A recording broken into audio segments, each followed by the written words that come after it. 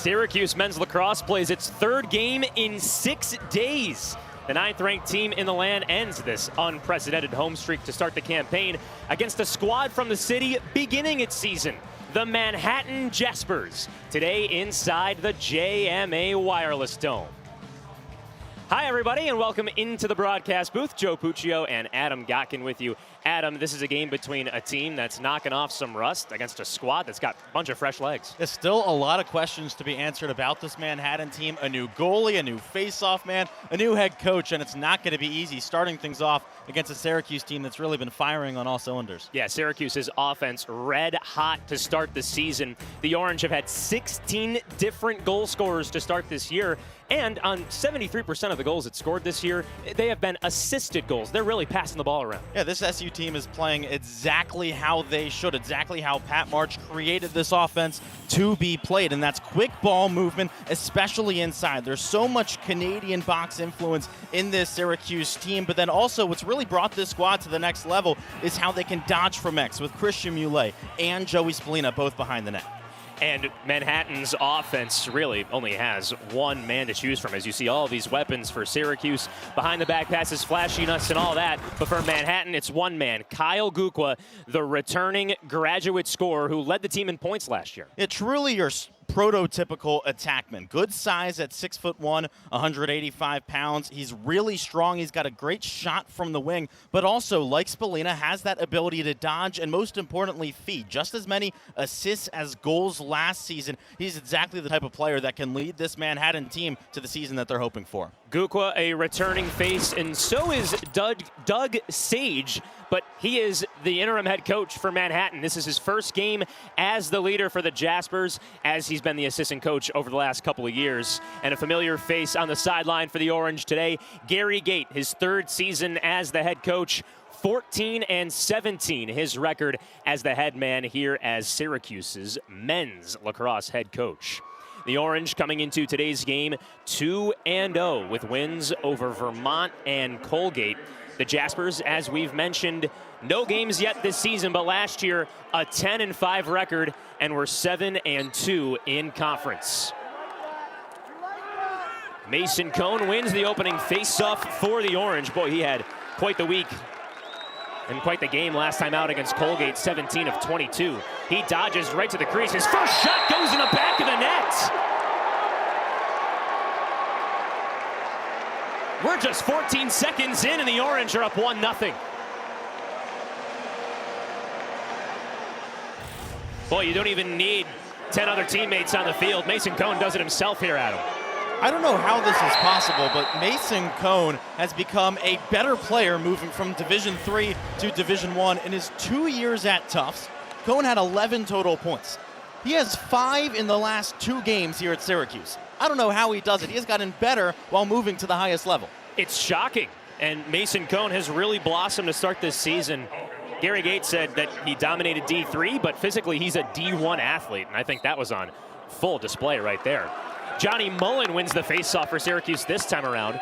The Orange, it's a brand new season for the Cuse at the faceoff, Adam. It seems like this year, every single time there's a faceoff, the Orange have the chance to get possession. Yeah, and it's not just Mason Cone, it's also that freshman Johnny Mullen. He's won 75% of draws coming into this game. He was 7 of 9 against Colgate back on Monday. Here's this electrifying Orange offense. Owen Hiltz into the top left corner. Syracuse is off to a roaring start. 2-0 Cuse, 45 seconds in. Talk about just making it look easy for this Syracuse team. What a start, truly the perfect start that you could ask for. 2 goals in 45 seconds, and this shot from Owen Hiltz, it just looks like he's in his backyard taking some shots on cage, as smooth as it gets, and there's really no stopping that with how perfectly placed it was. Owen Hiltz is playing in his 31st collegiate game, and he now has a point in each of those games that he's played in his collegiate career.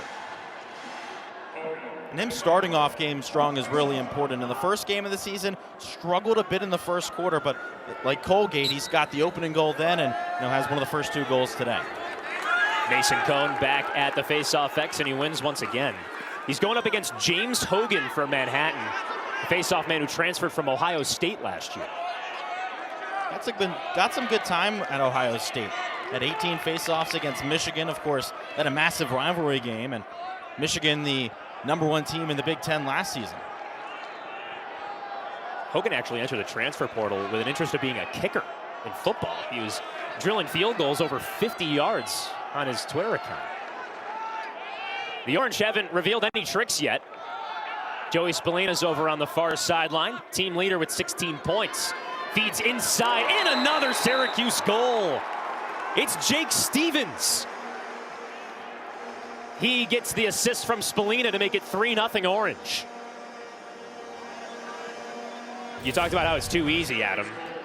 Syracuse is doing whatever it wants on offense. Yeah, just like that. 2 assists for Joey Spallina, and both of them coming from the wing, not from X where we usually see him play. And that's because Christian Muley is there, the transfer from Lehigh. Now that Spallina's able to play at the wing because they got another option, that just opens up his game so much more. And then, I mean, Jake Stevens, the transfer from Princeton, a preseason All-American, if you give him the ball in front of the net, he's going to score it every single time. The only Orange to be on the All-ACC preseason team. Funny enough, he's on the second midfield line for Syracuse to start this year. Manhattan wins its first draw. So now we'll see if the Jaspers can flip the field and get some offense going. Last year, Manhattan scored 9 goals a game, which was second worst in conference last year, but the Jaspers pride themselves in defense. They gave up 8 goals per game last year. That was the best in the country. Kelly Dupree has the ball right now, wearing number 66, as the midfield units swap in and out. Quinn Bowler finished 3rd on the team in points last season, kicks it to the near sideline. Christian Lyons in Manhattan crosses the restraining line. Feeding around the top of the perimeter, James Basile, the transfer from Vermont. No stranger to opening his season in the Dome. He did so last year as a Catamount. No points, so we'll see if he can change that. Syracuse is hounding defense. Dupree sends it down low to Gukwa. Leading scorer on the Jaspers last year. 25 goals, 25 assists. Not much room for the Jaspers to operate. Sideline shot, stopped by Mark, but the rebound goes in. Scott O'Connor finds the back of the net. And the Jaspers get on the scoreboard. If you're a team like Manhattan coming into the Dome, trying to pull off an upset, you have to capitalize on plays like this, and that's exactly what Scott O'Connor does here. He sees the shot, and he's ready for a rebound. He's ready, and it comes right to him. Gets the easy finish on Will Mark, and that's a really important bounce back for this Jaspers team that has really struggled so far to start this game. Especially after that first miss, Adam. You know, we haven't seen a missed shot yet today. But the Jaspers right there with Scott O'Connor right in front to get the rebound opportunity and put the ball in the back of the net. So Manhattan converts on winning its first face-off of the game. But back to the same old as Mason Cone wins this face-off for SU. Cone had the opening goal just 15 seconds into today's game. Owen Hiltz a goal himself over on the near side. Syracuse winners last time out 18-10 over Colgate. SU only lost 7 faceoffs in that game. Hiltz to Leo. Lefty shot stopped. Connor Hapward makes his first save in college. So many question marks with Manhattan coming into this game, and one of the biggest ones, Adam, was who was playing in between the pipes. All 4 goalies on Manhattan's roster have not played college lacrosse. And here's the craziest thing. That's because they had an All-American last year in Joseph Persico. He didn't play at all in his first 4 years before being thrusted into the starting role and being an All-American. So anything is possible. We were talking to Doug Sage before this game, the interim head coach for Manhattan. And he said, just expect the older guys to play at each of these positions where there are question marks. Connor Hapward, a 6-foot senior. So his stop puts the Jaspers back on offense. Sean Shelko gets hounded by Sam Alexo. But Manhattan still finds Gukwa down low. Rotates, goal line extended, ball wrapped around the ring. Drew Heiner, the junior midfielder, gets double teamed. Kicks it out to Liam Peabody. James Basile straight away. Finds Heiner, who wants to get into the slot, rips it way high. Manhattan still on offense with 9 to shoot. Joe, it's interesting to see. Billy Dwan is the man who's guarding Gukwa. A lot of people thought that would be Riley Figueres, who's coming back from a torn ACL, who would be guarding these top offensive players, but it's Dwan today. Gukwa's shot doesn't find Will Mark or any Syracuse stick. And so the Orange will take over. Figueres was playing right in front of the slot there, Adam. So Figueres is still out there on the field, but he's not the top cover guy for SU today.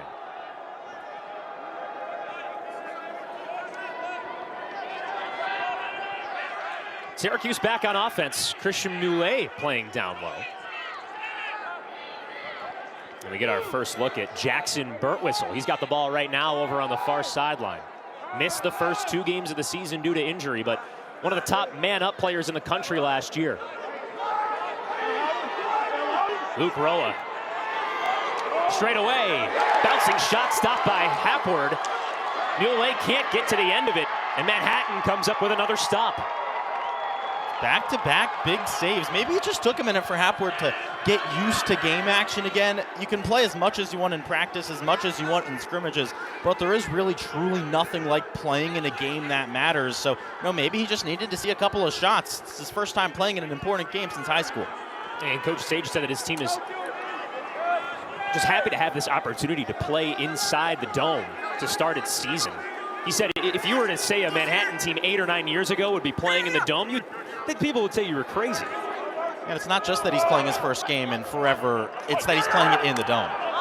Gukwa once again can't find the back of the net. The race is won by James Basile. Manhattan keeps the ball, and Kelly Dupree, who was 3rd on the team in goals last season, starts up the offense. Gukwa versus Dwan once again. He loses his footing, but Dwan can't get there. Manhattan still in control right now. Dupree sends it into O'Connor, who loses a stick. Matt Wright whacked it out. The long stick still poking away at the Jasper offense. 10 to shoot. O'Connor can't find any options. The ball squirts loose in front. And Billy Dwan scoops it up for SU. Boy, he's been a revelation this season, hasn't he, Adam? Yeah, he has completely changed his game. So much more aggressive. He's playing like he did in high school, and it's just all about confidence. Gary Gate called his offense fearless this week. As they try a hidden ball trick there. I mean, that is the pure definition of being fearless. Leo to Hiltz. Screen from the left side. Leo got knocked in the head, no call. Spallina into the top right corner.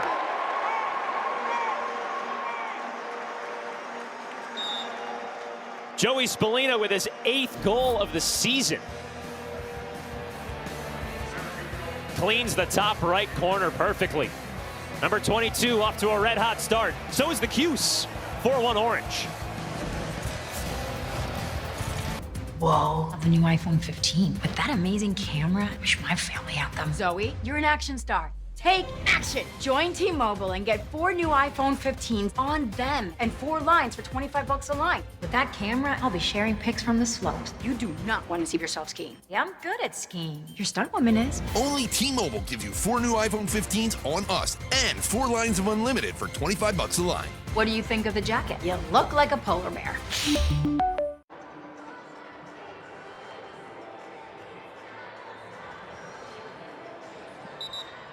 Just about halfway through this first quarter, Joey Spallina already up to 3 points today. Adam, moving Joey Spallina over to the wing has really opened up this offense. It completely changes everything because now, right when Joey Spallina has the ball, a defense has to realize that he has a chance to shoot it. He's not behind the cage, so there's so much more focus on him because he's a guy who can shoot from any angle. You saw it with his goal already today, and then it opens up the feeding lanes because all the eyes are on Spallina. Everyone's worrying about when are we going to slide to him. You're going to have cutters who are coming in wide open. And last year when he was the #1 recruit in the land, came here to Syracuse, he said he was a pass-first guy. And that's coming from someone who holds the Long Island career points record with 501 points. He said he's more of a pass-first guy. But that shot stopped by Hapward. He went top right on his last shot that went in. Tried to go below the goalie Hapward, but no success. But it just shows you how versatile this team can be, right? Spallina last year was the quarterback playing behind the cage, and now you can see a little bit of a shot from that far wing. Can also get into a two-man game with Spallina and Muley behind the net. We haven't seen that much yet this season, though. Spallina's got the ball on the far side. Back pedals, goal line extended, and now he'll replace Muley down low at X. Spallina's home his entire freshman year. Dishes to Muley, goes wide. Syracuse on the rebound, and the shot goes way wide. Bounces back into the field of play. That was Jackson Birtwistle over on the far side. The first shot we've seen from Birtwistle this season, the redshirt junior. Not much time for SU to operate here. Birtwistle charges in, evades a defender, down low to Spallina, quick fire, righty shot into the back of the net. Luke Roa nabs his 4th goal of the season.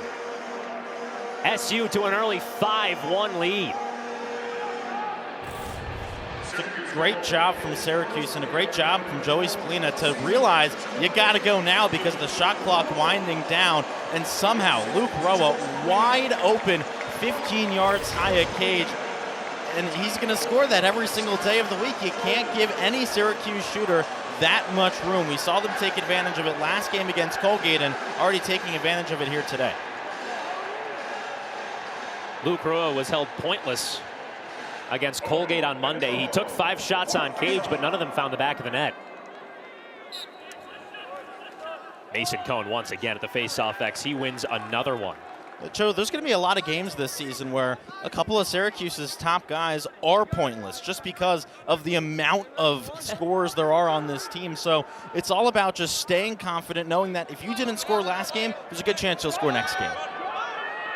Pointless there sounded like he didn't even care. You know? He's not pointless, he's just without points. Better way to put it. Yeah, right. Sam English on the far side. Another one of those Princeton transfers. Wrapped around and a shot blocked by the long stick defenseman. Now here comes Manhattan from right to left. Immediate check to Michael Schaefer. One of the defensemen, a sophomore for this Manhattan squad. Coach Sage told us that, you know, this is an older team. Manhattan bringing back a lot of 4th and 5th year guys. But to see a sophomore and Michael Schaefer, he has been heavily credited by his coaching staff and his players to be one of the defensive leaders this year. And they need it. With all that left last year, you have a new goalie in cage. Usually your keeper is the captain of the defense, but to have someone who's just a sophomore be so good at communication and just everything else, it really helps this team a lot with the new guy in cage. Gukwa misses off to the right side. Manhattan will keep possession. Kyle Gukwa still no goals, no assists. He only has 1 shot on cage today, but we've seen him rip it a couple of times in this game. Gukwa's got the ball right now. Face guarded by Dwan. Rotates to the left side. Shot misses off to the right. The Jaspers win the dive, much to Syracuse's chagrin. But there is 15 seconds left on the shot clock, so the green and black got to hurry. Dupree against the short stick Jake Spallina. Shot misses once again. Got a handful of seconds here. Gukwa will just hoist the ball into the air for a shot clock violation. What have you seen from Syracuse's defense so far today, Adam? I think the most impressive thing is how these short stick defensive middies have played, especially Jake Spallina. He has really taken a step up from what his expectations were. Oh boy, Sam Alexo, a long pole goal. You could see that one coming. That's his 2nd goal of the season, and SU's having fun. 6-1 Orange. I said this last game, Joe, but Sam Alexo not playing as much this year because Matt Wright joining the team. He's got to take advantage of his opportunities, and he's doing that. 2 goals already on the young season. He's got such an incredibly powerful shot that if you give him any room at all, he's going to get it past the keeper. Sam Alexo, as a long stick midfielder, now has 10 career goals in 41 games here at SU. A new face-off man for the Jaspers.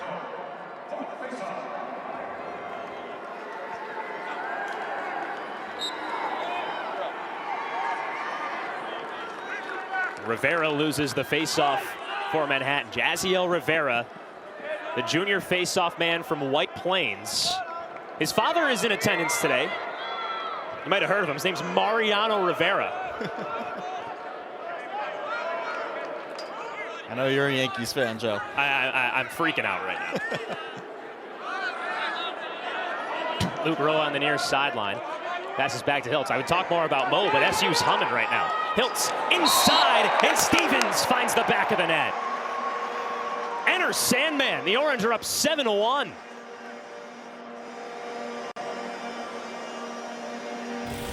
The ability of guys like Jake Stevens, of Sam English, these transfers who have come in to finish in front of cage is really what makes them so special, because yes, Jake Stevens is a midi, but his stick skills in front of net are better than almost any attackman that you'll ever meet. Again, I said this before, but it's that Canadian influence. It's that box lacrosse background that makes this Syracuse team so dangerous.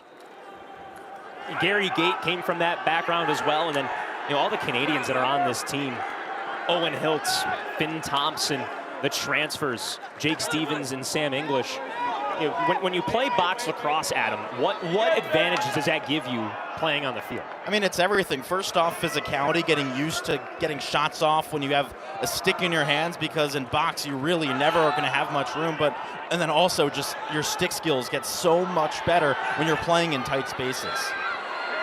How about that stick skill from Finn Thompson? That looked like a hockey move right there from the Canadian. That little toe drag keeps SU with the ball. Leo spins to his left, back to his right. Wide open, shot misses off to the left. Manhattan wins the race to the ball. Thompson can't believe it over on the far side. He's just got to dump the ball out of his stick. Well, the Jaspers have been really impressive so far. A lot of hustle, diving after every single shot. They know that they need possession if they want a chance, because the faceoff's not going their way at all. Syracuse is 8 of 9 at the faceoff X. One of the lone times Manhattan's on offense right now. Loudon Sheehan over on the far side. Now picked up by Reese Porteous. Canadian as well. The senior from British Columbia. Manhattan 7 shots on offense, just 2 of them on goal. And the only goal today coming from Scott O'Connor.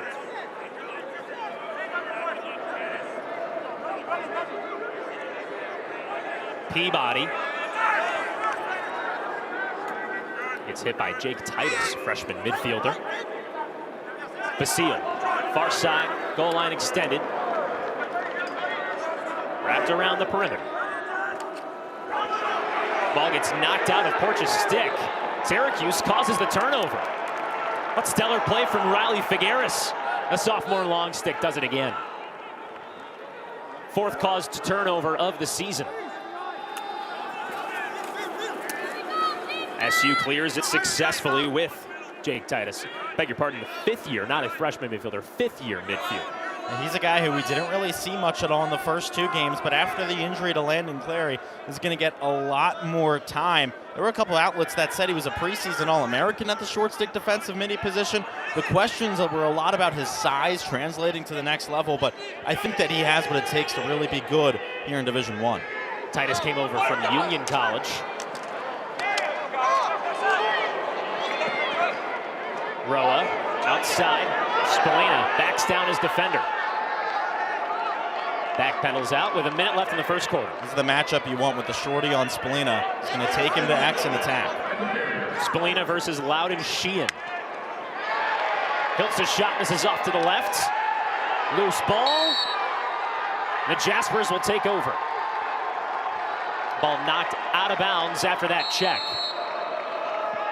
The Jaspers have made a couple stops on defense here. We talked about it earlier, how last year Manhattan gave up just 8 goals a game, which was the best in the country.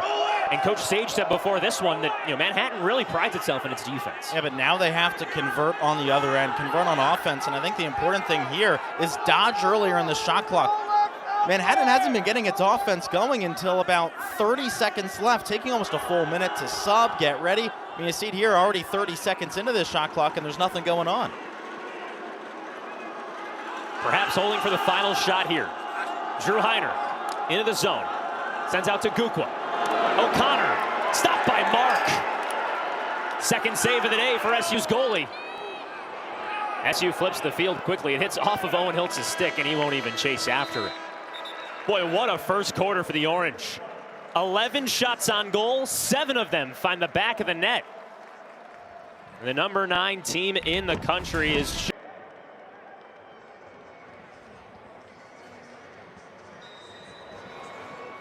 The Stars are in the Salt City today, catching some lacrosse. How about Mariano Rivera, the leader in saves in Major League Baseball history, watching his son Jazziel play today, face-off man for the Manhattan Jaspers. And Adam, you got to think, how's Jazziel holding the lacrosse stick and not throwing cutters right now? This makes me so happy to see him playing lacrosse. As a lacrosse player my entire life, you're always battling against those baseball guys. Both spring season It's a rivalry. It's a massive rivalry. And to have Mariano Rivera's son playing lacrosse, not baseball, that makes me happy inside. That's a big win for the lacrosse community. Mariano Rivera in attendance today. I mean, I'm a huge Yankee fan, so I'm trying not to freak out at the moment. But Mariano, they just put up the fan of the game on the Jumbotron, and Mariano was notably snubbed from being fan of the game. We start up the second quarter, and once again, the Orange are back on offense. SU 9 of 10 at the faceoff X today. First line midfield out for the Cuse. Michael Leo, Sam English, and Finn Thompson. Whistle sounds, it's an infraction on the Orange. A lot of off-ball picks in this Syracuse offense. Usually they work, but sometimes you'll see a situation like that where it's just moving.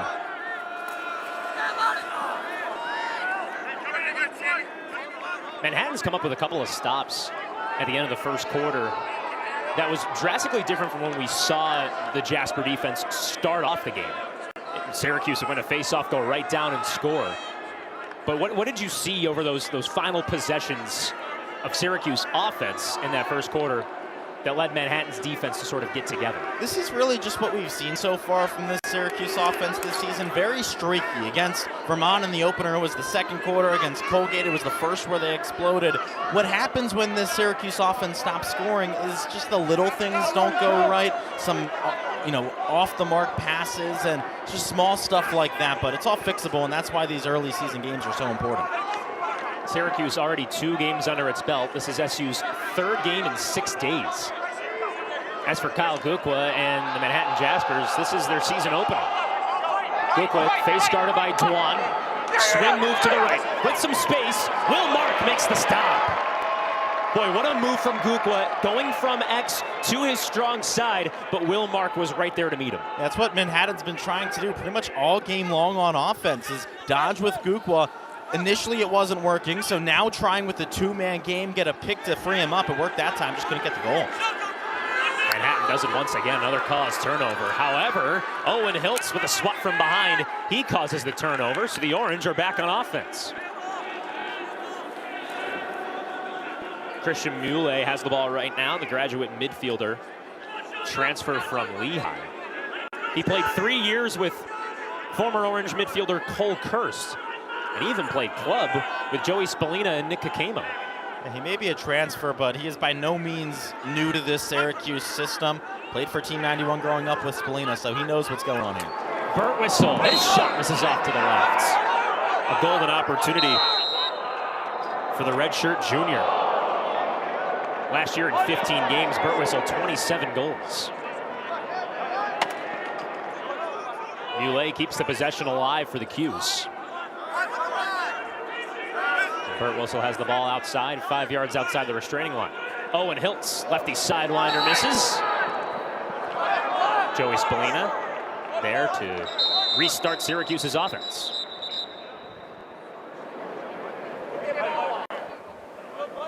Syracuse 16 shots in today's game, make that 17 now. 11 of them on target. What's been the most impressive part of Syracuse's offense today, Adam? It's just how much space these shooters have. There's so much off-ball movement. There's so much going on that as a defense, it's impossible to keep track of everyone. And when they have so much room, you know that this team's going to put them on cage. Burt Whistle's pass gets knocked down. The ball trickles all the way to Connor Hapward in between the pipes. The Orange come up scoreless once again. It was 7-1 to end the first quarter, and that's still our score right now. Manhattan can't clear successfully. Sam Alexo crosses midfield. Alexo already with a goal today. He's doing a little bit of everything. That's all you could ask for from an LSM.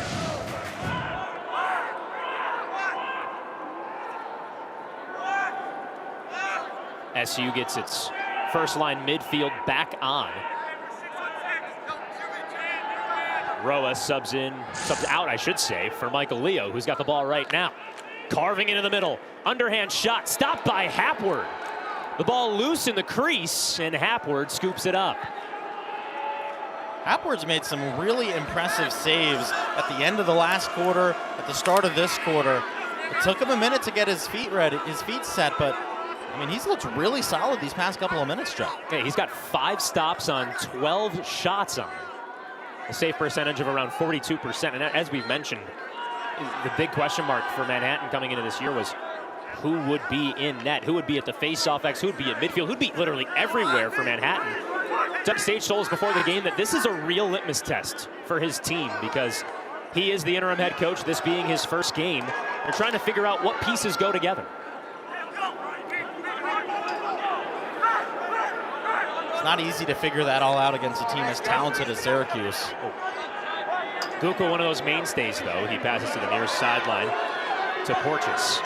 Cuts inside. Basile dodges to his right, loses the ball. Porches with a behind-the-back feed. Manhattan somehow still on offense after Syracuse sticks were whacking around some of the attackers. Porches to the left. Underhand shot misses wayward from Scott O'Connor.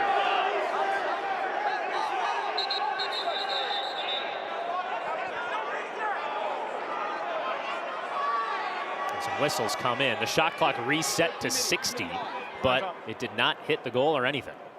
I'm going to need to see how much time's left on the... We're good? 4 seconds. The scorer's table had it before the refs could even come over and complain about it. So 4 seconds for the Jaspers, not much time to operate. The last time they had 4 seconds left, Guka just threw the ball up into the air. And he does the same thing here.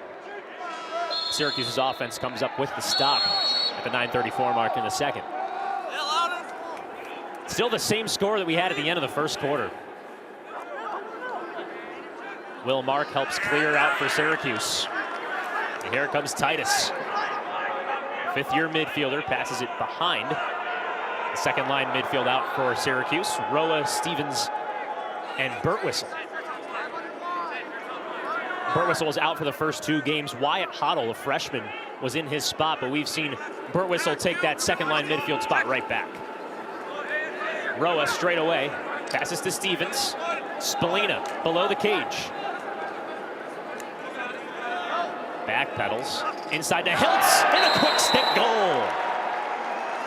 A backdoor cut from Hiltz. The redshirt sophomore finds the back of the net. Our first goal of the quarter, 8-1 Cuse. After a bit of a drought, go back to the things that you know are going to work, and that's it, the connection between Joey Spallina and Owen Hiltz. I don't know how Hiltz found the back of the net here because he had almost no angle when taking this shot. His feet set at right about GLE, but somehow able to get it past the goalie. I mean, just talk about what an incredible shot that was for Hiltz with no angle at all. And you could see there, Michael Schaefer, number 19 for Manhattan, just a few steps behind. Hiltz with his head up. He found that open space and allowed Spallina just to have an easy pass right in front. That team chemistry, those cuts, all they have to do is lock eyes. And just from that, they know exactly what's about to happen. Face-off violation on Mason Cone. And Mariano Rivera's son comes up with a huge win for Manhattan. Just the second face-off won today by Manhattan. Jaspers back on offense with Kelly Dupree. 2 face-off wins, but neither of them really true wins. Neither one, Manhattan won the clamp. Both times it was, here a violation, the other just a scrum after the initial clamp was won by Syracuse. Carter Rice steps into the passing lane and causes the turnover. Oh, can he do it himself? He crosses midfield and dishes it off. No coast-to-coast goal there for Carter Rice, the short stick midfield junior.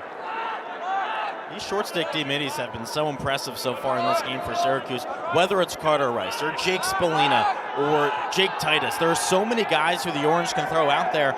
And 2 of the top one are hurt and out of this game, and Max Rosa and the guy who got hurt in the last game for Syracuse, and Landon Clary.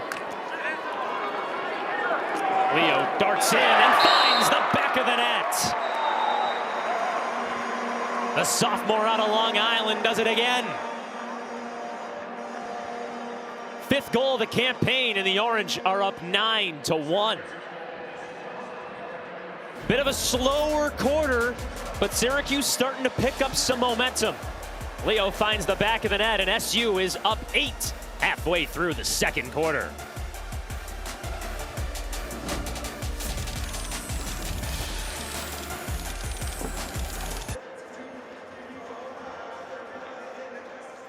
John O'Dierna's defense looks pretty darn good today, maybe because he knows exactly what's going on the other side.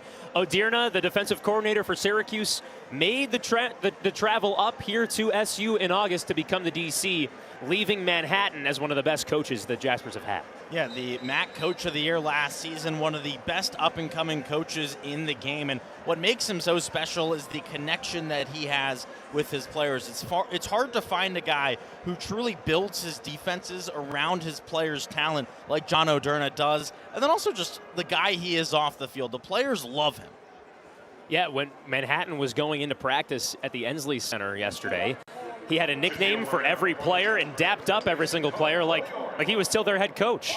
Doug Sage, he loves John O'Dierna too. He said all of his players call him Coach-O. Well, I call him J.O., and they have attended each other's weddings. They've been a part of each other's lives ever since John played at Gettysburg College. So this is quite the emotional game for both sides.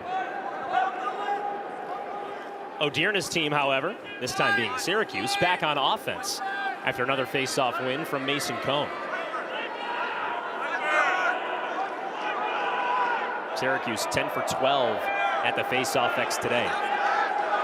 Jackson Burtwhistle straight away, cuts to his right, passes off to Hiltz. Here starts the weave for SU. Spallina in front. Ball pokes out of Burtwhistle's stick, and Manhattan gets the ball right back. Loudon Sheehan successfully finds Connor Hapward below cage, and here come the Jaspers.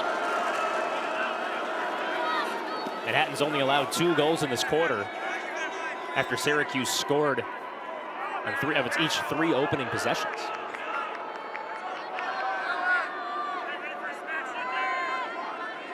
Manhattan can't say the same success, though. Stagnant offense so far early on, going up against this tight defense. And again, it's just taking a while to get going on offense. Now finally they'll dodge. Christian Lyons sends it down low to Gukwa. With the ball at X is Sean Shelko, pardon. Shelko swings it around up top to Peabody. Down low to James Basile. The only goal by Manhattan was scored by Scott O'Connor. He's not even on the field yet. Peabody, straight away. Basile with 20, cuts straight away. Can't get around Nick Kakemo. Knocked down by the long stick defenseman. And Syracuse will attempt to clear. And you can credit that stop pretty much entirely to Carter Rice and what he did there as the short stick defensive midi behind the net, because if you can't get past a shorty, then you really can't get anything done on offense, because the main way that a lot of offenses will see success is by drawing a slide when there's a short stick on the ball. If you can't even draw that slide, then it's not going to be easy to get anything going. Sam English tried to get something going there for the Cuse. Joey Spallina will look to keep the good times rolling. Spallina 5 points today, a goal and 4 assists. He said after the win against Colgate that, you know, he's got all of these weapons to choose from. He can pass to anyone, and he knows that he's got a good chance. The ball has a good chance of going into the back of the net. English, that one goes in the back of the net.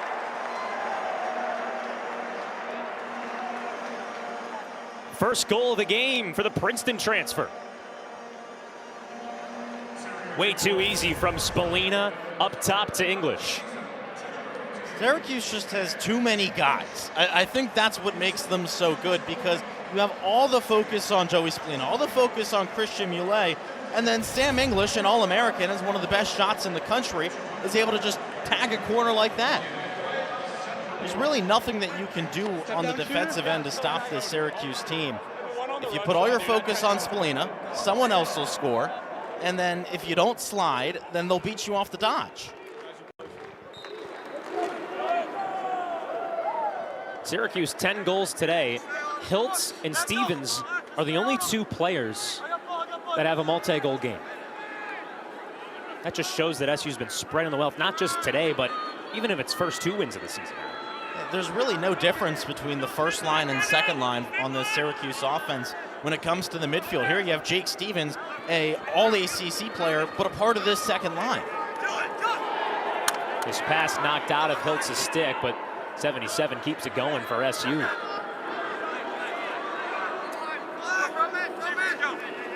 Roa, his shot misses off to the left side. Who wins the race? It's the Orange. Spallina wanted a quick restart there, but referees say, hey, slow down a little bit. Now Jackson Burtwhistle starts things up for SU. No points today for Burtwhistle. 2 shots, however. Swings back to his left. Spins in front of the crease. Hatboard makes the stop. Flags fly as Burtwhistle falls into the crease.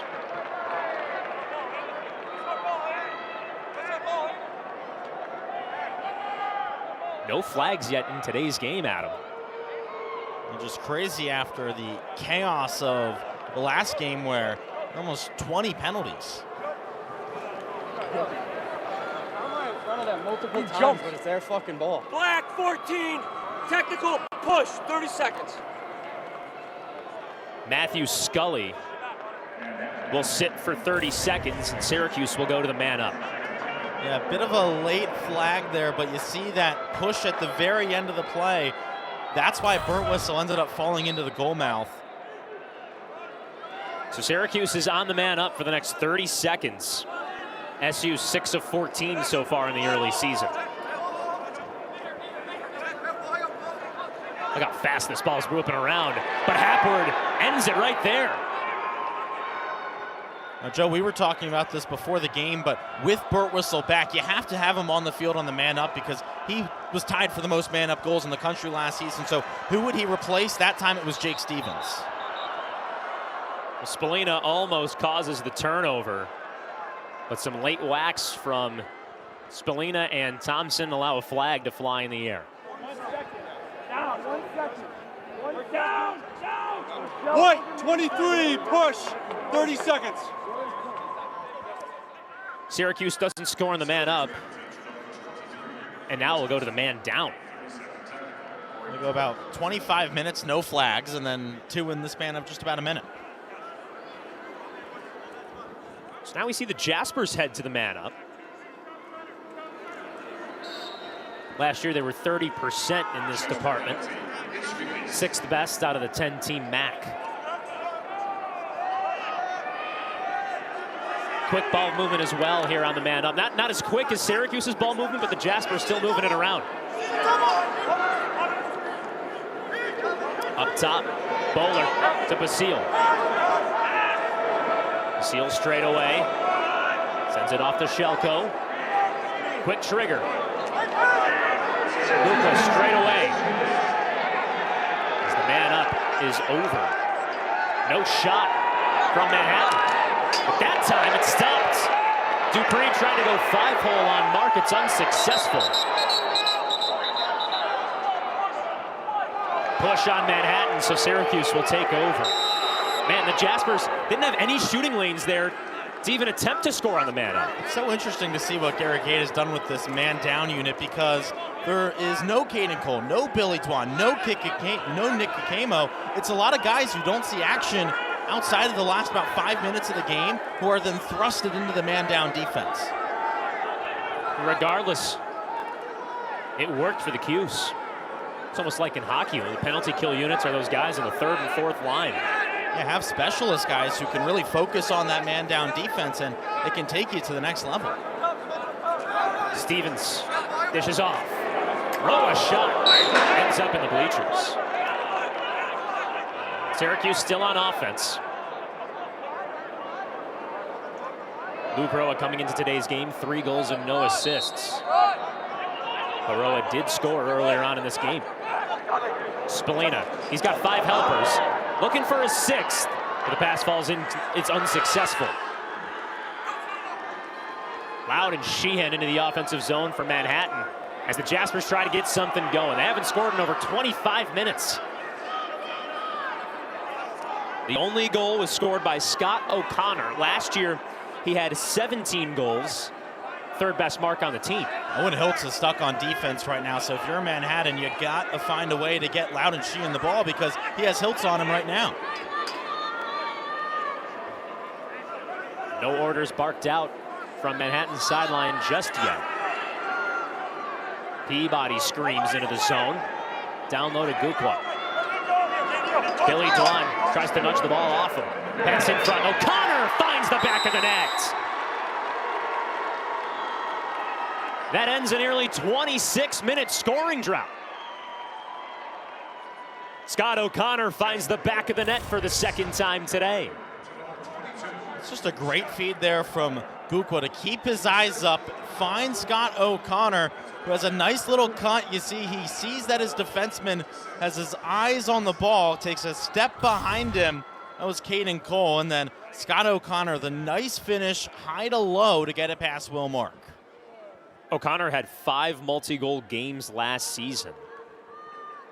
And he had a stretch from early March to mid-April in which he had a goal in 8 straight games. So when you talk about, Adam, all of these question marks for Manhattan, all these new faces, Scott O'Connor is one of those guys with Kyle Gukwa that can help the Jaspers get back to where they were last season, which was a 10-5 ball club. It's hard to start your season against Syracuse, to look up at the scoreboard and see you're down 10-2 in your first half of the year. But you also have to remember, you're not playing Syracuse's when conference play starts. So it's just learning, how can we improve ourselves? Coach Sage said this is the biggest test for us right to start the season against the number 9 team in the country that's humming on offense. Spallina nearly flat-footed behind there. He's just surveying. He wants to know, where am I going to go with this ball? He hasn't moved, and now passes off to the right. 15 left in the half. Hiltz straight away finds Spallina, who backpedals. Hiltz, underhanded goal. Patience is a virtue. Owen Hiltz has a hat trick. It's so unbelievably rare to find a player like Joey Spallina, with all of the hype that he has, to be this unselfish, because he so easily could have gone up the left side there and tried a backhand shot, tried to do something fancy, but instead he takes his time, and now a career high in assists in just the first half to find Owen Hiltz up top. It's just spectacular. You know, he tied his career high, 5 assists, last time out against Colgate. He's got 15 helpers on the season. Man, Tawarat's on watch list. They got to be looking at his name. Mason Collins all the way to Spallina. SU beats the buzzer. Right place at the right time. Look at this. Cone wins it cleanly. Tries a last-second bouncer. Ends up in Spallina's stick. Yeah, my hands are up in the air, too. Yeah, that was a shot. That was not a pass from Mason Cone. If it was, that's one of the best passes I've ever seen. But Joey Spallina to stick with it and understand that I got to go right away once that ball's into my stick. And with that being so close, the refs are going to take another look at it here. You can see not only Spallina, but a lot of the players on the sideline smiling ear to ear. You're right, Adam. That was not intended whatsoever. So let's take a look here.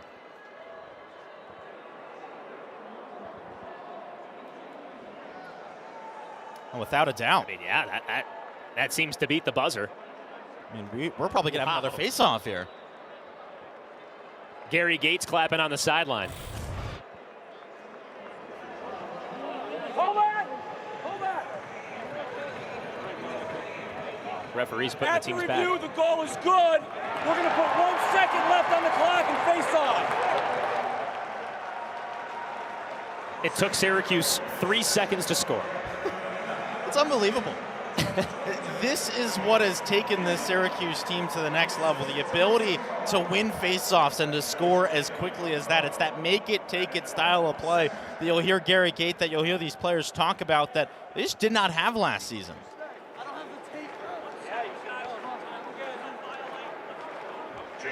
This faceoff just a formality here. A great half for Syracuse at the faceoff X. 13 of 17 as the Orange lead by 10 at the end of the first half.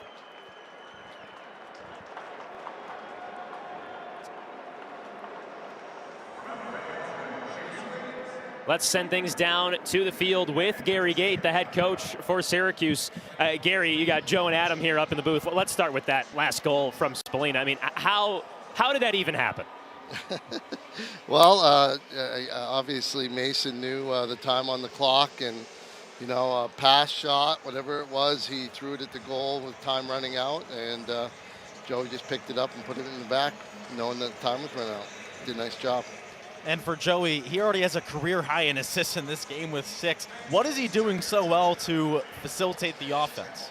Well, I think the key is the ball movement. They've been switching back and forth between the little man to some zone, and they're not pressing him behind much like the last game against Colgate, so he can find the open players in that zone. So just the fact that the ball moves and it spins, it opens up the other guys, and he's a great passer, and he's finding those guys. Gary, thanks so much for the time. Best of luck in the second half. Thank you. SU 12, Manhattan 2. Everyone's taking pictures with Mariano Rivera. Might want to get some pictures with Joey Spallina after this one. It's halftime here inside the Dome. Chooses T-Mobile for Business for 5G solutions because T-Mobile is helping power operations and experiences for hundreds of thousands of fans with reliable 5G connectivity. Now's the time to accelerate your business. The 9th-ranked SU offense on full display in the first half as the Orange have a 12-2 lead over the Manhattan Jaspers.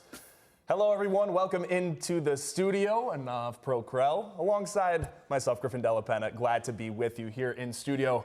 Arnav, 2 biggest takeaways so far in the first half. Pace of play, but then John Aderna's defense against his old school stepping up big. It's a tale of 2 different teams playing 2 different styles of offense. When Syracuse has the ball, it's go, go, go. Syracuse wants to get forward. We saw it there at the end of the half as well. When Manhattan has the ball, they set up in that 2-3-1, and they slow things down, try and work the ball around. And then John Aderna, he was great last year as Manhattan's head coach, held teams to 8 goals against. When he was their head coach, comes to Syracuse, holds his old team to 2 in the first half. An incredible showing from that Syracuse defensive unit. Well, Manhattan was struggling defensively throughout the first 30 minutes of play. In the first half, a whole lot of Syracuse right from the get-go. Mason Cone wins the opening draw, and yeah, he's going to also collect his 2nd goal of the season. Yeah, just a great work from the faceoff for Cone. He takes it around, and it's coast to coast. Like we said, pace of play. Syracuse moving quick. Cone makes a move on his defender, and then right outside the crease, fires it low, right through the legs, and it's the first goal for Syracuse just 15 seconds in. Syracuse so far 13 of 16 on their faceoffs. A nice pass by Joey Spallina, who has been spreading it around to his buddy Owen Hiltz. Hiltz now 2 straight games where he's looked really solid. Yeah, Hiltz has been a key cog in the Syracuse offense, continuing to propel the Orange forward in scoring, and he does it when he has the ball and dodges towards the center as well, like on this play. And another goal for SU after Manhattan got on the board. Scott O'Connor had the first goal for the Jaspers. And then after that, it was just impressive passing all day long. Sam Alexo from deep. So you have your face-off man and then a long stick D-man getting goals. That's when you know you're feeling really good. And that's one of the most demoralizing things as a goaltender is when a long stick midi who's usually sticking on defense goes forward and scores a goal on you. Has to get that out of your head if you're Manhattan. We did see some nice saves on both sides, Will Mark, and also on the opposite side, making things at least a little bit easier. But SU, when they're rolling, they can score goals in bunches. Yeah, goals, and the goals come quick. Right here at the end, you see Mason Cone go forward, fires, shot off the floor. Spallina picks it up, fires it in the back of the net with 1 second left on the clock. Just so much fun to watch. Joey Spallina gets it before the clock strikes 0, and just a lot of discrepancies right now across the board. The face-off, shots on goal, you name it, the Orange are doing their thing. Yeah, and the biggest concern if you're Manhattan is that face-off. You've got head coach Doug Sage, who's the interim head coach right now. He was a face-off specialist coach last season for Manhattan. That's something that needs to be picked up in this second half if you're Manhattan.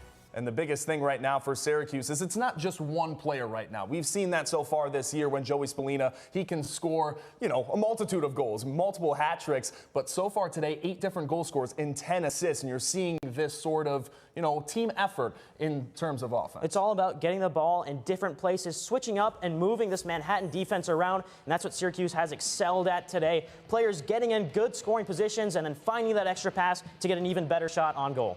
Luke Roa had that first one, and then Owen Hiltz even dropping it off to Jake Stevens. He had 2 goals in the first half. Even the Princeton transfers are starting to find their groove. Yeah, and it's really good to see Hiltz and Stevens working together well. They bring that chemistry over, and it's good to see Syracuse continuing to pass the ball and continue to find open shots on goal. It's been a tough start right now for Connor Happard. He's got to change things in the second half. Love that last shot by Sam English as well, as he is, slowly getting involved into this offense. But when you have so many different guys, it's not going to be that collective guy who always stands out every single game. You're going to see multiple different players, even like Joey Spallina right now, a career-high 6 assists in the first half alone. I mean, it's been incredible to watch him facilitate that ball from the X spot, moving the ball around really well. He's just on a different level right now of chemistry with the rest of his teammates. I've been very impressed with Owen Hiltz as well, with his 3 assists. So SU up by 10. When we come back on the ACC Network Halftime Report, we're going to talk a little bit about the Super Bowl and some of our ACC Lacrosse awards for this season.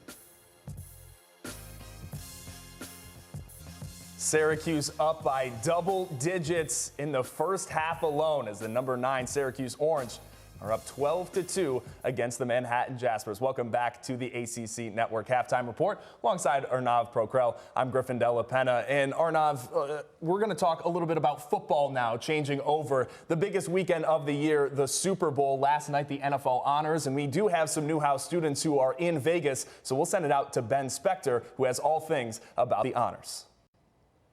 Griffin, thanks so much. I'm here at the Fan Experience in Las Vegas, Nevada for Super Bowl 58. But last night in the city, the NFL Honors happened, and a lot of players took home some trophies. Lamar Jackson, who led the Baltimore Ravens to the number 1 seed in the AFC this season, won the Most Valuable Player award. The Cleveland Browns also took home some hardware. And Joe Flacco, who won the Comeback Player of the Year after he replaced the injured Deshaun Watson midway through the season. And his coach, Kevin Stefanski, won Coach of the Year after leading the Browns to the number 5 seed in the playoffs for the AFC. The Houston Texans also took home some awards as well. CJ Stroud, the Offensive Rookie of the Year. And on the defensive side, linebacker Will Anderson won Defensive Rookie of the Year. Those are just some of the honors post-NFL season at the NFL Honors. But Griffin, some preseason lacrosse awards happen as well, right?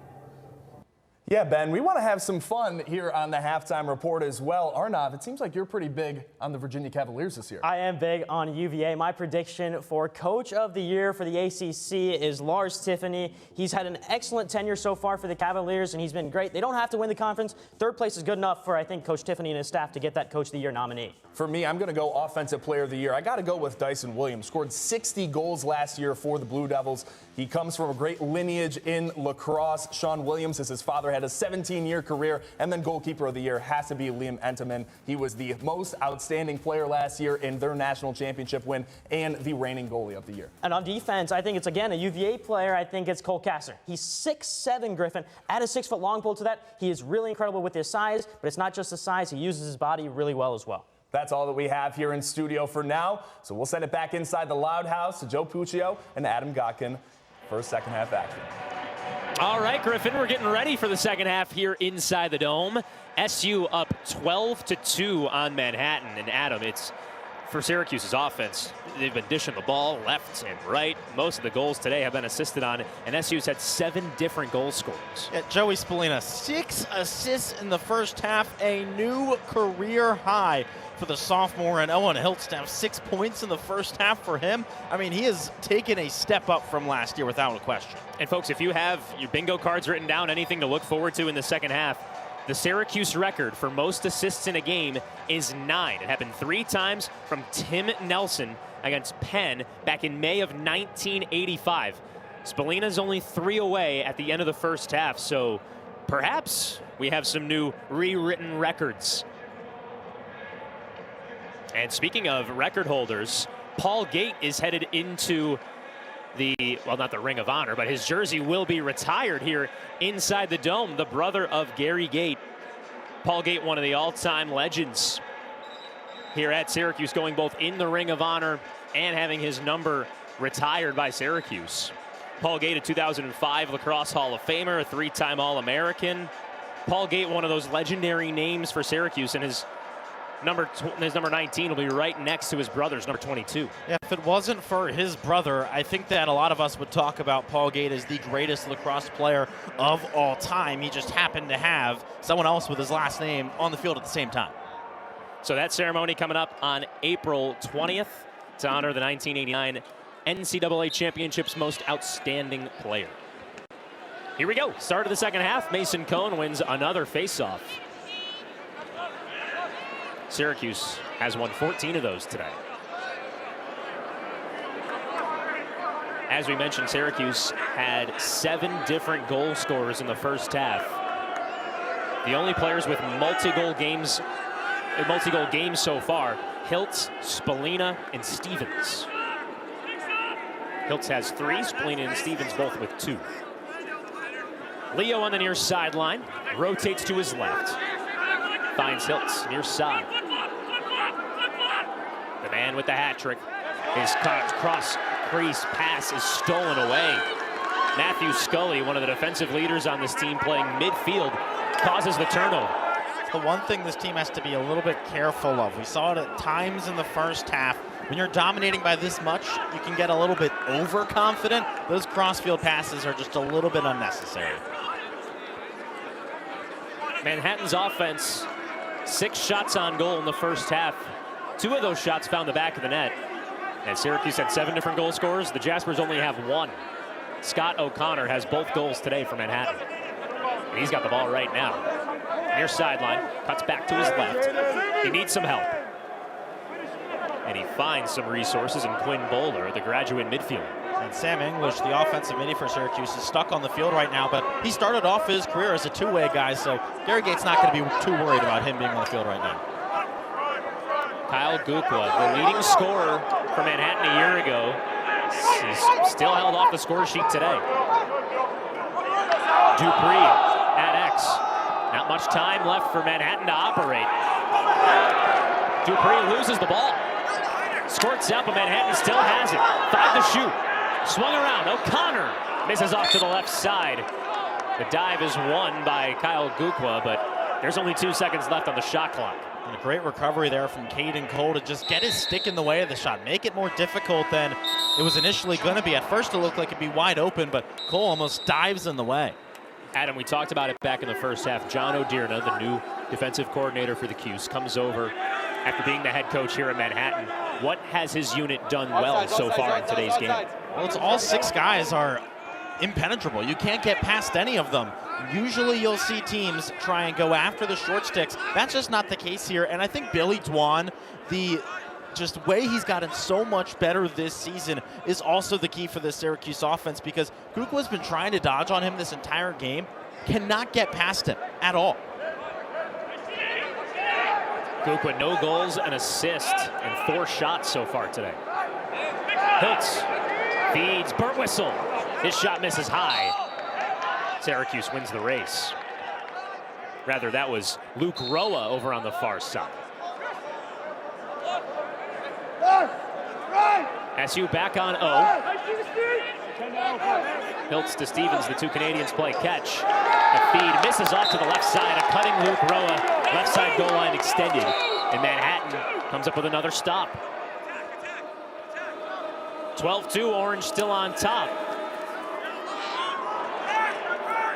Jaspers clears successfully.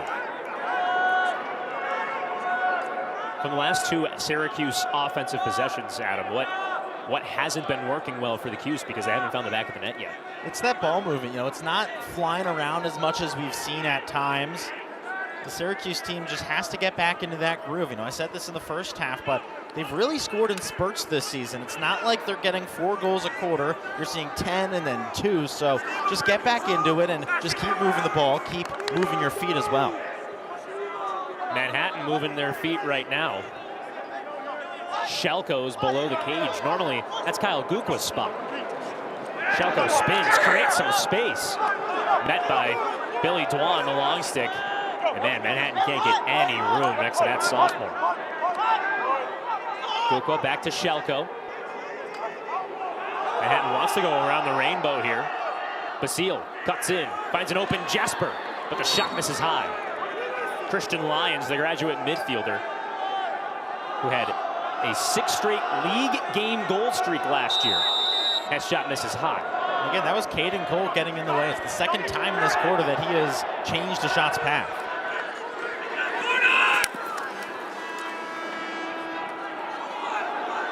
Violation on Manhattan, but the Orange are already on the attack.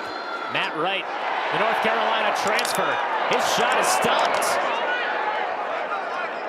Connor Hapward, a quick transition opportunity for the Orange, is sniffed out by the goalie.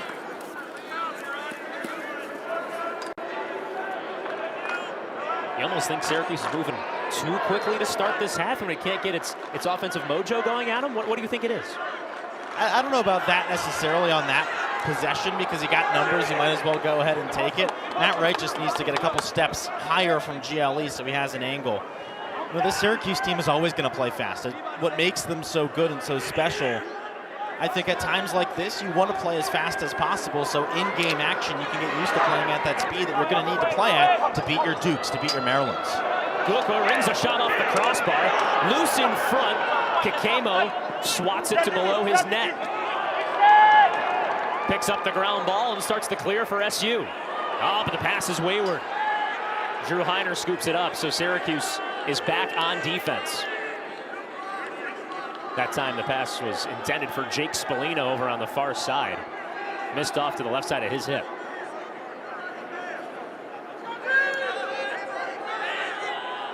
Manhattan slowing things down, unlike Syracuse's offense, who likes to speed things up. Bowler on the far side. Races inside the restraining box. Heiner, straight away, has some space, whips it on Cage, and Will Mark is the brick wall. Jasper still on offense with a brand new shot clock. Bowler down low to Gukwa. Wide open O'Connor, his shot in between the legs for the goal. Scott O'Connor's got a hat trick.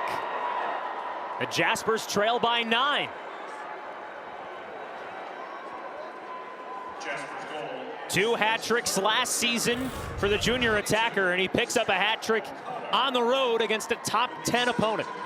I mean, first off, just a good look there from Gukwa. Realize that he has the open man, and Scott O'Connor, just the IQ to realize that he should be going low here. Will Mark, as good as he is, he's 6'4", so he struggles a little bit with those low shots to just go low to low. Realize that Mark was almost a little bit out of position too, and he puts it right into the back of the net, and he's been this entire Manhattan offense so far today.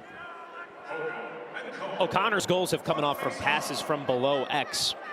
And Adam, it seems like the Jaspers, when they try and size up some of these Syracuse defenders, it doesn't go their way. Syracuse always wins that battle, but if Manhattan passes the ball quickly, they get some good looks on Cage. Yeah, the Orange have been so dominant on defense that Manhattan can't get anything going off the dodge. So you're going to have to move the ball quicker and find a way to open guys up through quick ball movement. Maybe some off-ball, some not off-ball screens, some on-ball screens, a little bit of two-man game.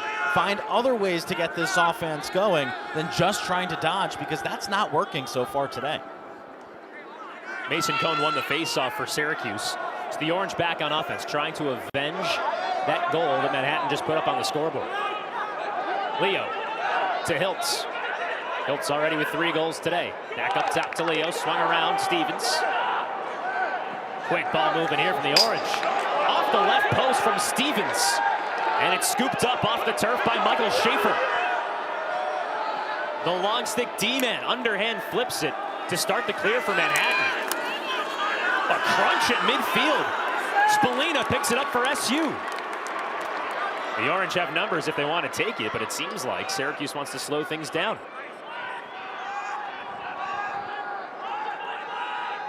Just enough to get the first line midfield back on for SU. Michael Leo, one of those first line middies for SU, with English and Thompson. Spallina over on the far side. He's had quite some success over there this season. Behind the back. Around the rainbow. Muley to Spallina. English scans for options. Sent back up top around to Leo. The sophomore from Long Island. The sophomore from Canada. Muley backs down his defender. Tight defense here from the Jaspers. Can they force the turnover? Not yet. English picks it up for the Cuse with 20 seconds left on the shot clock. Spallina to Hiltz, cutting inside. Thompson, his shot misses off the right side. SU still has possession though. 14 seconds left to shoot. Feels like this offense is almost running a man upset when it's all even. Just the quick ball movement, this passing. They're not trying to score off the dodge. It's all just passing quick, and it's working. Muley, underhand shot no good. Behind the back from Thompson, misses off to the left side. There is a flag down. So we'll expect Syracuse to be on the man up.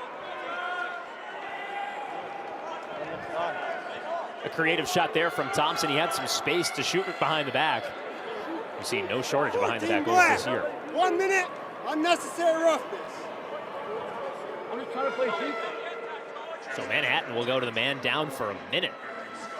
Matthew Scully, who's already been sent to the penalty box today. He puts down on one knee for the second time today. Yeah, it looked like he hit Finn Thompson in the middle of the field at one point when the ball was on the other side, and if the ref sees it, it's always going to be called. SU to the man up for the second time today. They were scoreless the last time they went to the man advantage. It's quick ball movement. That's the definition. Spallina, his shot stopped by Hapward, but 22 gets the rebound. Spallina tries again. That time it's successful. A man-up goal for Joey Spallina. Gets SU's lead back up to 10. You can't give Joey Spallina that much room to take a shot. He's just too good. The power on it. And the Orange are dominating. Whoa, the new iPhone 15. With that amazing camera, I wish my family had them. Zoe, you're an action star. Take action. Join T-Mobile and get 4 new iPhone 15s on them and 4 lines for $25 a line. With that camera, I'll be sharing pics from the slopes. You do not want to see yourself skiing. Yeah, I'm good at skiing. Your stunt woman is. Only T-Mobile gives you 4 new iPhone 15s on us and 4 lines of unlimited for $25 a line. What do you think of the jacket? You look like a polar bear.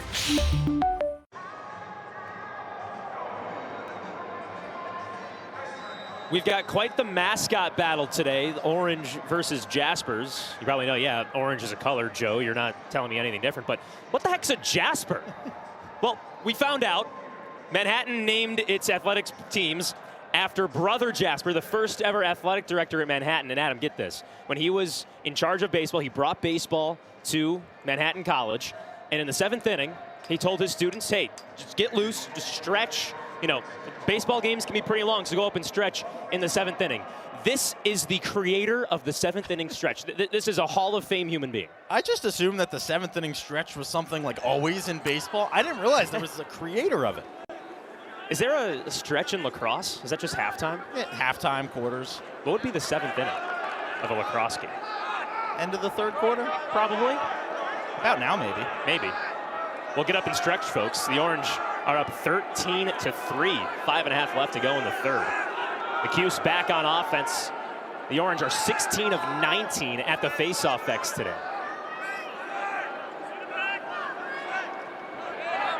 Hiltz on the near sideline. Swings to Spallina down low. Quick passing and a quick stick goal. First goal of the game for Christian Moulet. The Cuse is up 11. I was talking earlier about how Moulet moving to X opens up Joey Spallina's game. He's also able to do it in front of the net as well. That cut there, we saw a goal like that in the last game for Moulet. I don't know how you can have so much chemistry after not playing together for 4 years, but these guys play like they used to play for Team 91 growing up. That club connection has to give this team some chemistry. Joey Spallina said that he and Christian have great chemistry. Moulet 2 years older than Spallina, and you know, when Moulet ended his 4-year career at Lehigh, Spallina was the one who was in his ear like, hey, come to Syracuse. We got something building here. And whatever Syracuse has built so far, the number 9 team in the country coming into the season 2-0 through the first 2 games, and SU's up 14-3 once more. Pushing and shoving after the faceoff. Infraction on Manhattan, so Syracuse gets the ball. So you mentioned earlier how Syracuse has moved Spallina over to the wing. It sort of opened up the space for Moulet. But when Spallina's down at X, Moulet didn't set up over on the wing. He cut right into the crease, got the ball from Spallina, and put it behind the net. It's just another look that the Syracuse offense gives. I think that they're really focusing on Spallina at X, not as a dodger, but as a distributor, looking for those cuts because they know there's so much focus on him, and that's what's working so far. It's worked almost every single time that they've tried it. English sends up top. Thompson swings it around the perimeter. Moulet, goal line extended, dives in, and he scores! Oh no, they waved it off. A crease violation on Moulet. That would have been an entertaining, clip-cutting moment for Christian Moulet, but instead, Manhattan gets the ball on a crease violation. It just landed inside the goal mouth. It's really hard. After you get the shot off on the dive, you have to try and contort your body in a way that you don't land in that little semicircle. And Gary Gate thinks that he didn't. He got a red challenge flag down on the field. Oh. New rule in college lacrosse this season in which coaches can challenge. White, challenge the goal. We're going to review it. Syracuse has challenged the ruling on the field of a crease violation. Play is under video review. So Gary Gate is challenging the call of a crease violation. Let's take a look here. Did it happen? So the first thing is, did he step in the crease before the dive? Doesn't look like it there. But yeah, you see his knee and his left arm. Looks like it lands inside the goal mouth. That's that little semicircle inside of the circle.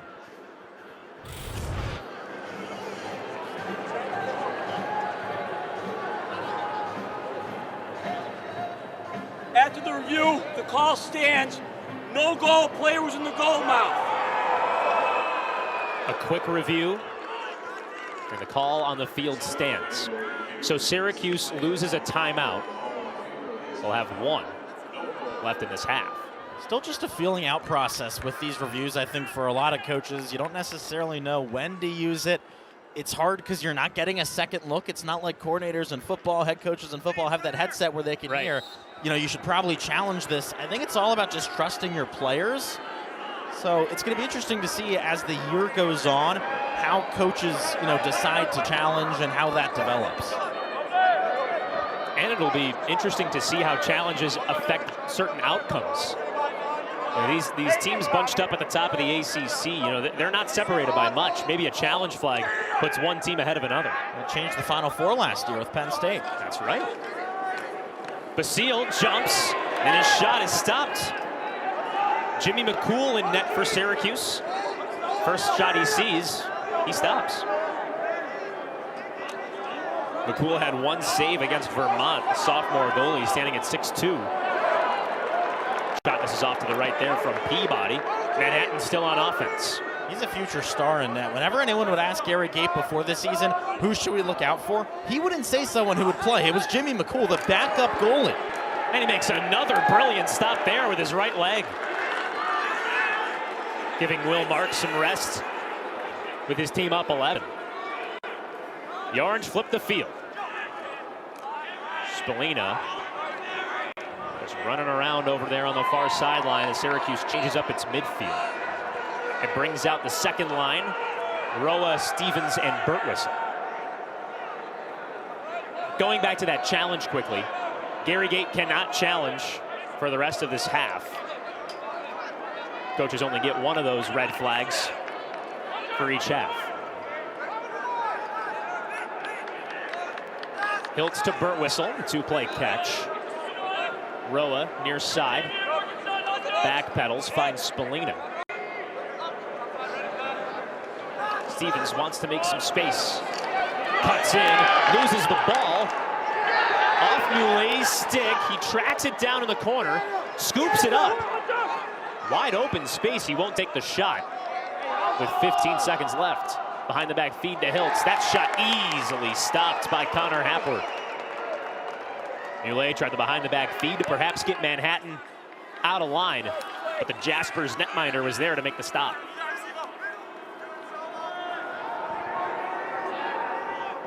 Manhattan has just one goal in each of the quarters so far today.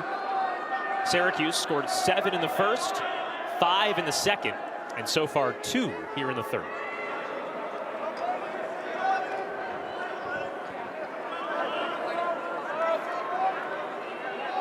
Another offensive possession here for Manhattan. Drew Heiner outside of the restraining box.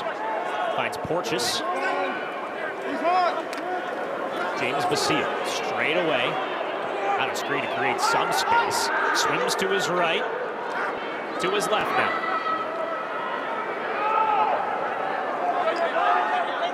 Manhattan having trouble finding some shooting lanes. Basile on his left hip. His shot gets tipped. Knocked out of bounds. Cook was there to keep the possession alive. Just over a minute left here in the third. But a tighter clock for Manhattan. 12 to shoot now. Last minute of play. Bowler getting swatted at by Nick Kakemo. And his pass to the near side almost intercepted. Perhaps a chance. But Heiner's shot misses off to the left. And that forces a shot clock violation. Sometimes when you see a backup goalie come in, communication starts to break down. With Jimmy McCool, that is not the case whatsoever. A shot clock violation in almost every single case means good communicative defense. And that's what you saw there from the Orange. Really, really impressive. Perhaps one last look here for SU's offense.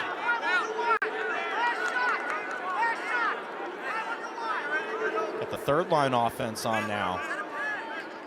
Tyler McCarthy, the freshman, has the ball straight away. He passes over to Owen Hiltz on the near side. So we saw Jimmy McCool come in as the goalie. Some new faces on SU's offense as well. McCarthy tries it, but his shot stopped. Hapworth went low to the bottom left. Manhattan, one last opportunity.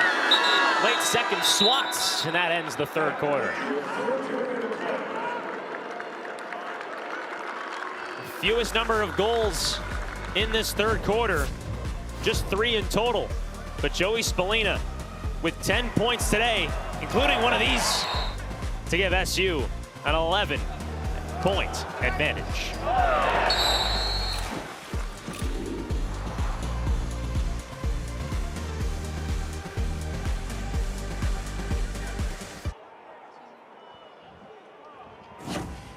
Syracuse's offense spreading the wealth, just like it has in each of the first 2 games this season, Adam, but this offense really is humming. Yeah, with the stars that you hear about the unselfishness of this Syracuse team is truly something special to watch. You hear all the players talk about it. They don't care who scores, just that Syracuse has another number next to their name, and just the pure skill all around, the quick ball movement, the off-ball movement as well. It's really just a joy to watch. 9 different goal scorers today for Syracuse, and last time out for the Orange in its win over Colgate, SU had 10 different goal scorers.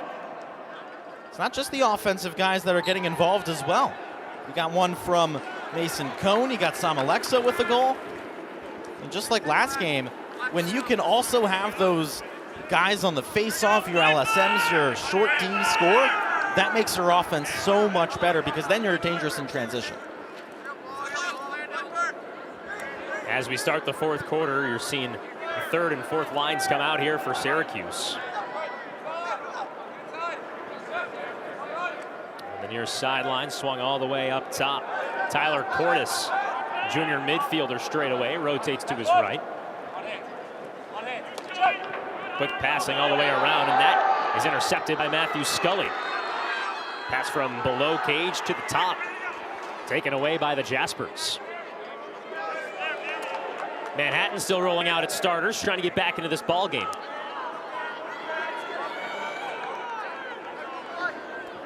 So Adam, with Syracuse putting in some of the backup players on both goalie, face-off, everywhere on the field, what does this show to Gary Gate and the coaching staff moving into some highly competitive lacrosse, especially with Maryland coming to town in about a week? I think it just shows the depth that you have on this team because these guys are going to be thrusted into important moments. You look at the short stick D mini position. We've had 2 injuries already.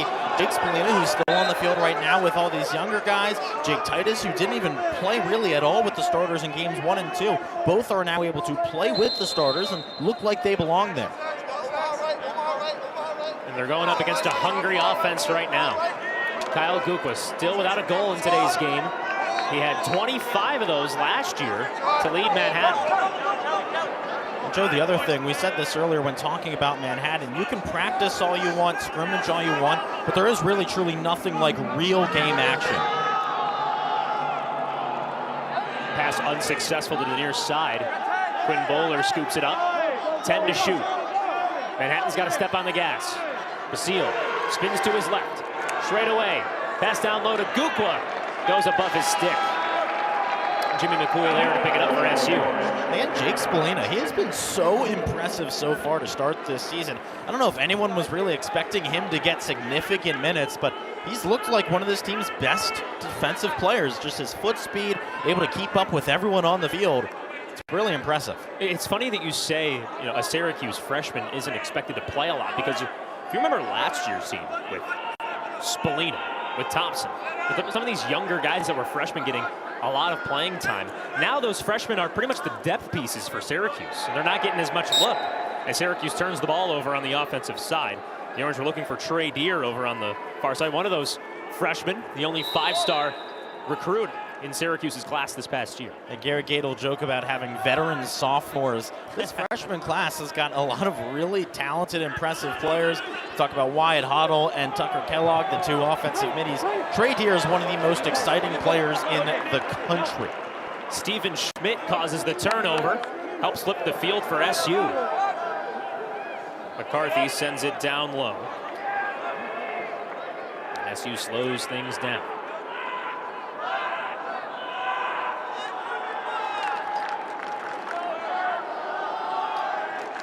Greg Elijah Brown, a junior attacker from Onondaga Community College. Passes up to the top. Down low, inside shot, misses off to the left. That was Blake Earlbeck, redshirt sophomore. Trey Deer has the ball right now. He won the race to the end line. McCarthy, down low at X, watching his teammates for some off-ball movement. McCarthy does it himself, down in low to Deer, but the pass is unsuccessful. Sheehan comes away with the caused turnover. Now, of course, that possession ended with Syracuse giving the ball up, but already starting to see some improvement with these young players. Against Vermont to start the season, just very cautious, not at all aggressive. No one was really dodging. Starting to see that a little bit more now, so already a lot of improvement here from Syracuse.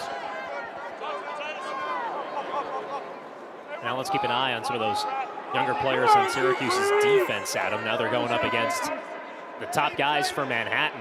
We've only scored 3 goals today, and only one guy has been the main source of offense. The Jaspers get the midfield lines out. Lyons, a New Yorker himself, over on the far sideline. He's double teamed, getting whacked at by the long stick Jordan Beck. The smart play there from Lyons to attack the shorty. That's Wyatt Hoddle, an offensive midi. I think this is his first time ever having to play defense in college. Nick Kakemo comes up with the steal below the cage. Kakemo, one of the cornerstones of Syracuse's defense last year under Dave Petramalo. Has to be somewhat of a refreshing face to see back on that backline unit for John O'Dearna's squad.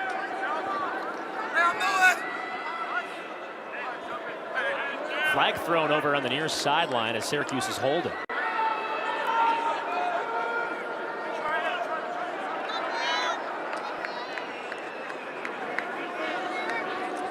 So let's see what SU does here with some reserves in on offense and a delayed penalty.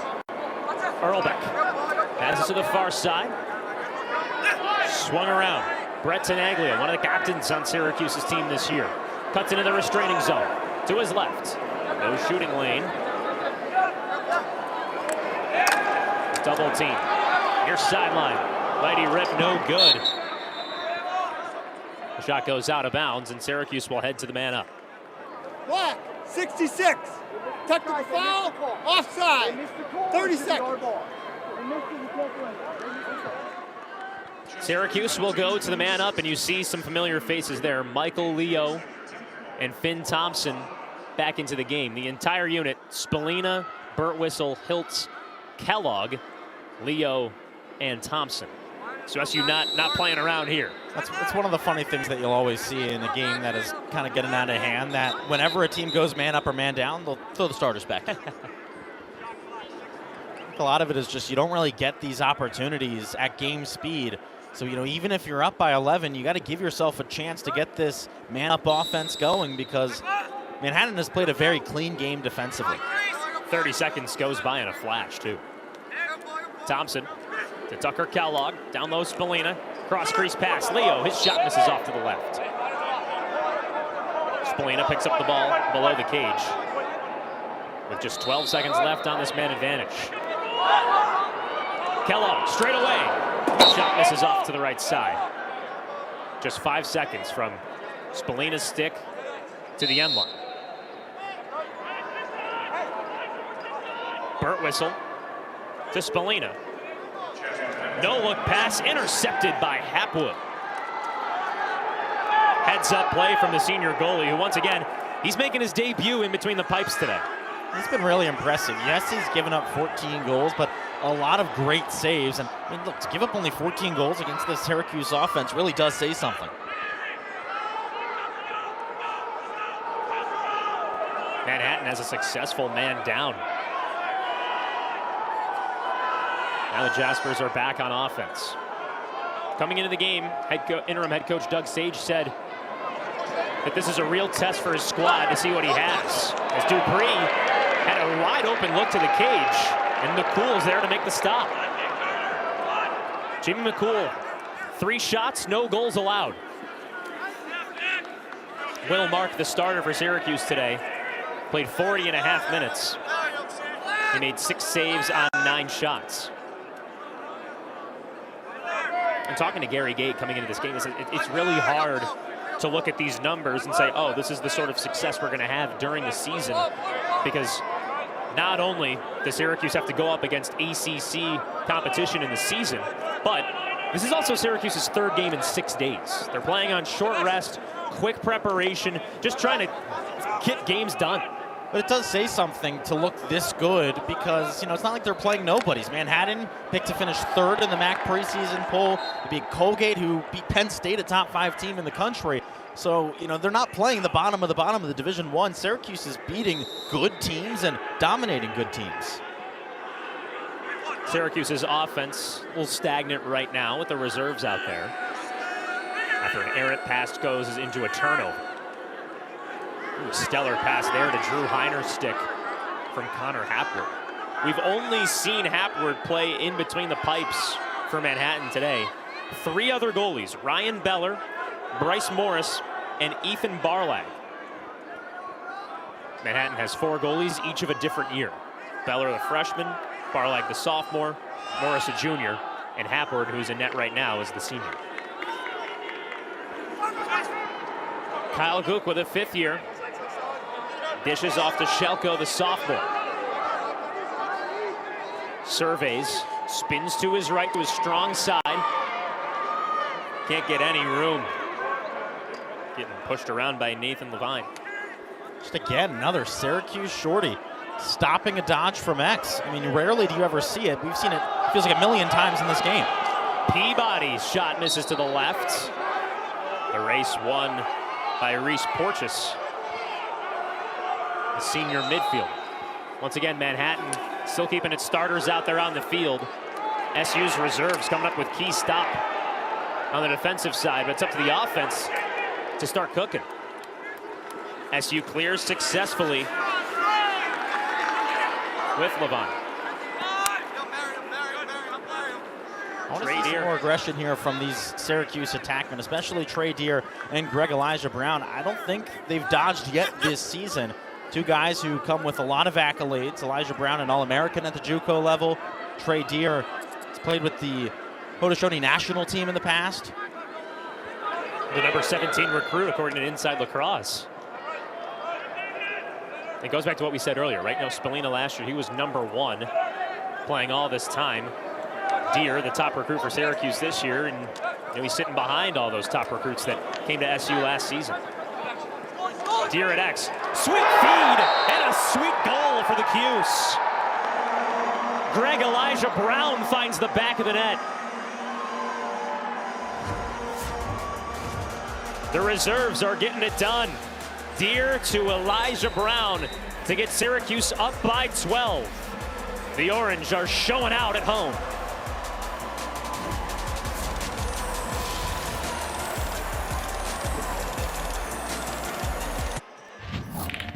Well, Joey Spallina was last year's ACC Rookie of the Year, and he is showing out as a sophomore. Today against Manhattan, he is the first SU player with 10 points in a game since Ryan Powell back in 2000. We all talked about last year how spectacular of a season Spallina had. One of the best freshman years we've ever seen in college lacrosse. He has 47% of the points that he had last year already, and we're not even through the 3rd game of the season. He has 26 points through less than 3 games. Just truly spectacular. And speaking of points, Greg Elijah Brown gets his first career goal here inside the Dome.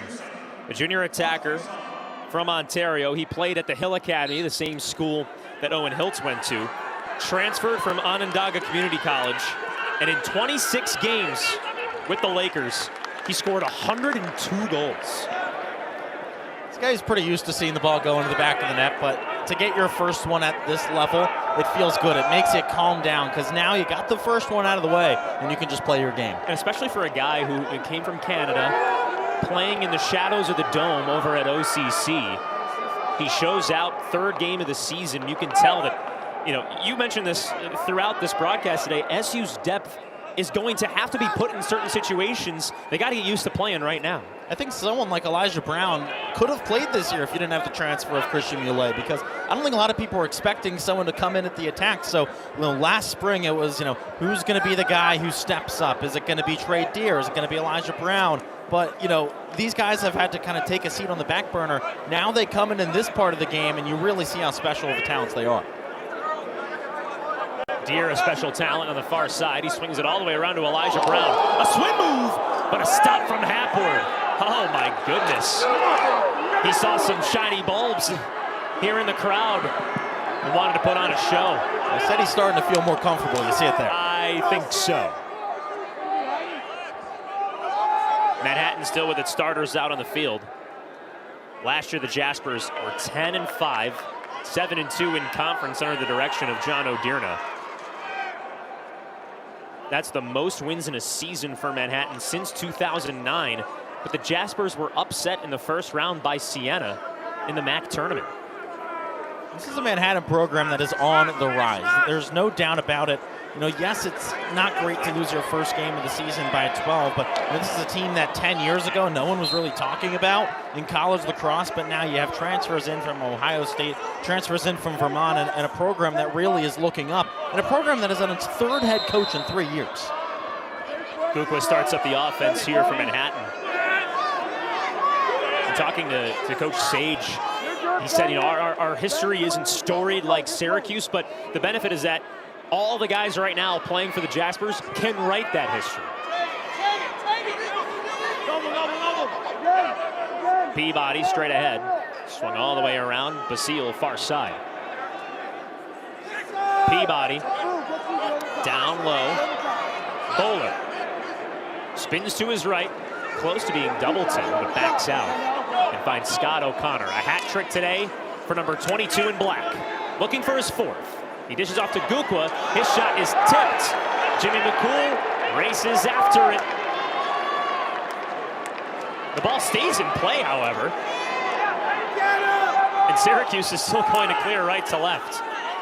Man, a little bit of a scary situation there. McCool could have just scooped it right up but wanted the ball to go out of bounds. Final moments here inside the dome as Steven Schmidt brought the ball past midfield. We talk about, you know, players who maybe aren't playing as much as you would have thought. Steven Schmidt was the LSM of the year in the MAC last season. He's a type of player who at any other school in the country would be a starter, but the third string at Syracuse because he has, you could argue, the two best LSMs in the country ahead of him with Matt Wright and Sam Alexa. SU looking for some late momentum here. Tenaglia, lefty shot, rings off the crossbar. Paddle away by Schaefer. Jaspers go from left to right after the ball bobbles a little bit in their own zone. The Jaspers cross midfield with Andrew Giandonato. New goalie in the game for SU, and he makes his first save. Patrick Duffy, the redshirt junior, comes up with the stop. SU crosses midfield. He can turn that shot clock off. 3 different goalies today for Syracuse: Mark, McCool, and Duffy. They combine to make 11 saves on 14 shots for Manhattan today.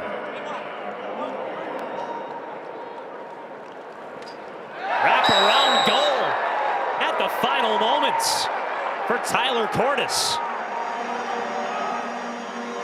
Second point of the season for the junior midfielder.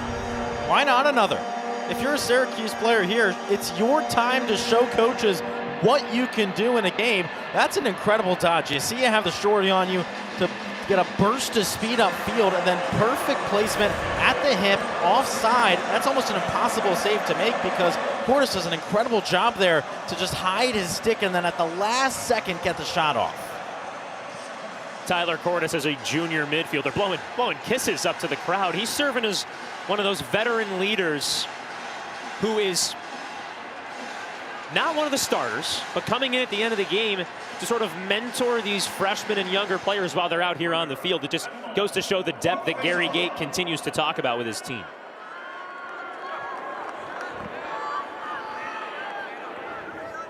Jack Fine at the face-off X for Syracuse against Jasiel Rivera. And the winner, once again, Mariano Rivera's son. Late action for Heiner. His shot misses high. Gukwa there to restart play. And how about Syracuse at the face-off X today? 19 for 23. Of those losses, one was with 1 second left in the half. 2 were violations.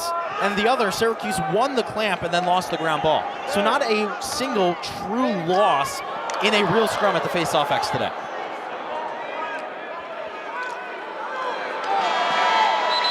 That's the ball game. A career day for Joey Spallina. 10 points, a career high. The first Orange player since Ryan Powell in 2000. And Syracuse continues to roll. First time since 1958 in which each win has been by 8 or more goals. Today, a 16-3 win for the Orange. And 11 total goal scorers, the most so far this season. A dominant showing for the Cuse. They're up to 3-0 and take on number 6 Maryland next Saturday. Manhattan 0-1 to start the season. For Kristen Hennessy, Madison Palumbo, and our entire ACC Network crew, for Adam Gotkin, I'm Joe Puccio, signing off from the Dome. The Orange victorious today.